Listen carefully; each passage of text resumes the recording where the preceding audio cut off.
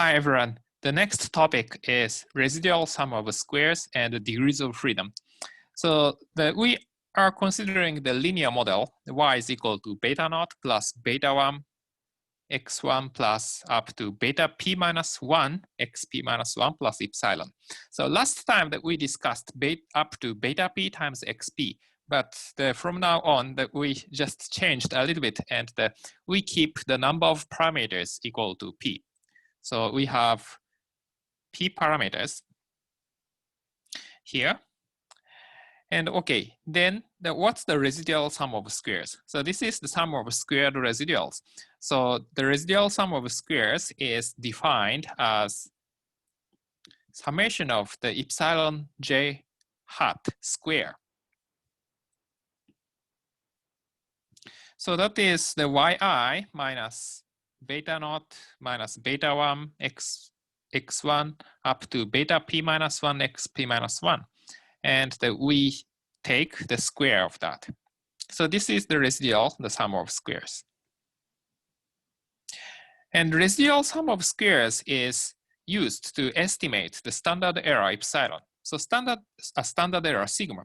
So remember that the expectation of the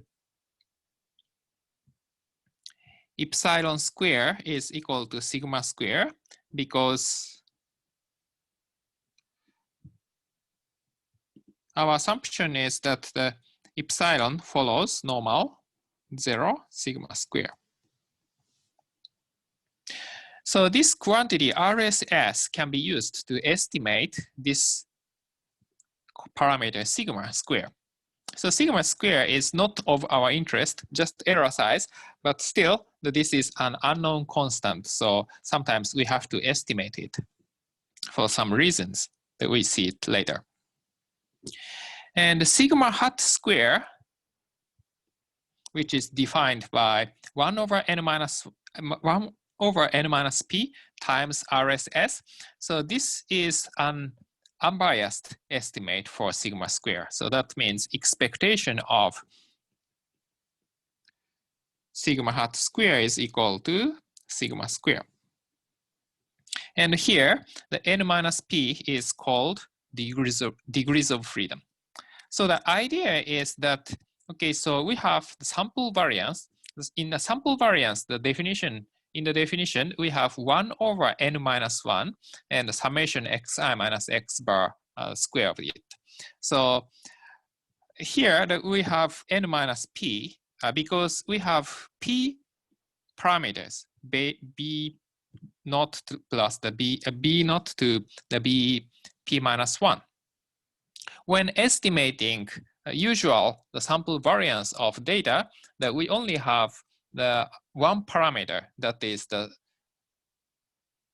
expected value of x. So here that we have beta naught to beta p minus 1. So we have p parameters. So basically the data is adjusted. So beta naught to beta p minus 1, xp minus 1. So these are affected by our observations, the y1 to yn.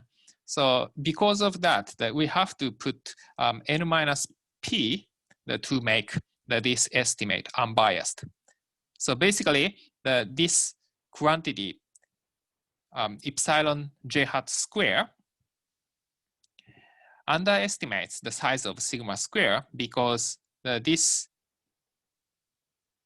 quantity beta naught to beta p minus 1 x p minus 1 is influenced by the y itself. So we underestimate the size of epsilon square. So here, the definition of degrees of freedom. So degrees of freedom of the linear model is defined as n minus p. So in fact, if epsilon I follows normal 0 sigma square and IID, then this residual sum of square defined in the last page divided by sigma square follows a chi-square distribution with degrees of freedom n minus 1.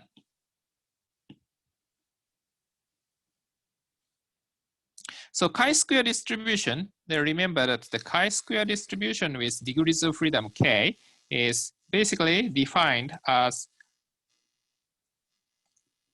random variable obtained by sum of squared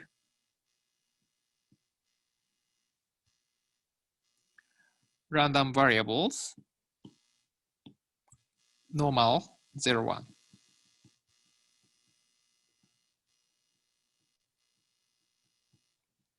So at first, we define the chi-square random variable as the random variable defined by the sum of k different the squared standard normal random variables.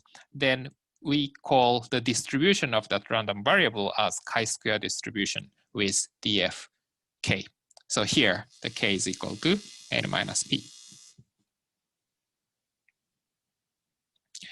So to demonstrate the idea of this proof, so this statement, we consider the linear model with p is equal to 1 and n is equal to 2.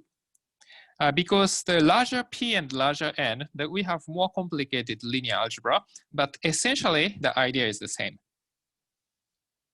So think about p is equal to 1, so we only have one parameter, so that means we don't have any predictor and we only have intercept beta naught.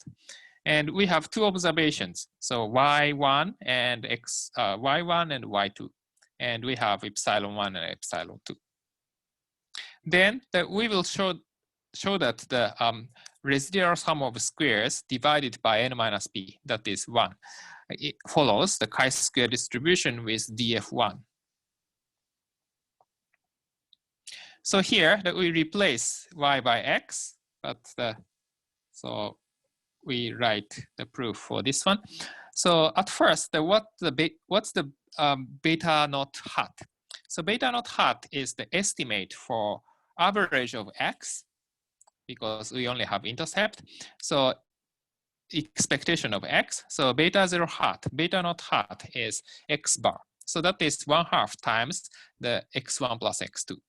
So what's the residual sum of squares? So that is summation I is equal to 1 to 2 xi minus beta naught square. So beta naught is x bar, so that is this. But x bar is 1/2 times x1 plus x2. So we can write down x1 minus x bar as this, x2 minus x bar as this. But you can see that when we square this, actually these two terms are the same. The first one is x1 minus 1/2 times x1 and minus 1/2 times x2. So in total, the 1/2 times x1 minus 1/2 times x2. Second one, the other way around. So 1/2 times x2 minus 1/2 times x1. But that is just the -1 times the previous term. So if we take square, these two terms are the same. And we can say this is 2 times x1 minus x2 over 2 and the square. So that is, in short, this. And when x1 and x2 follows normal 0 sigma square, I think this should be beta naught. Then x1 minus x2 follows normal 0 sigma 2 times sigma square, because x1 and x2 have the same mean, so the difference has mean of 0. And the variance add up. So variance of x1 is sigma square, variance of x2 is sigma square. So x1 minus x2, the variance of this quantity is 2 times sigma square. So that means the 1 over square root of 2 times x1 minus x2 follows normal 0 sigma square. So if we take square of the entire quantity, so this follows the sigma square times the chi-square 1. So chi-square distribution with df1.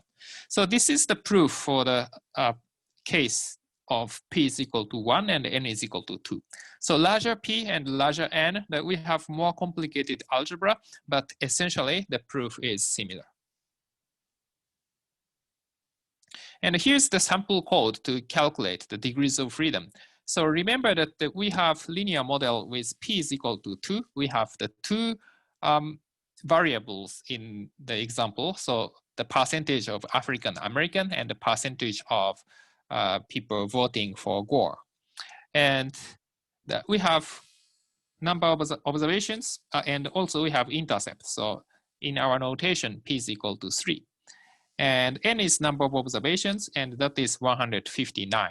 So degrees of freedom is 56. That is obtained by the $df. So model of the linear model, $df.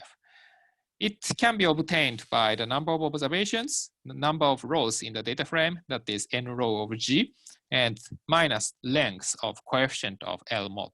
So coefficient, we have the beta naught, beta 1, beta 2. So we have 3 coefficients. So length of this is 3. So again, we get the same number.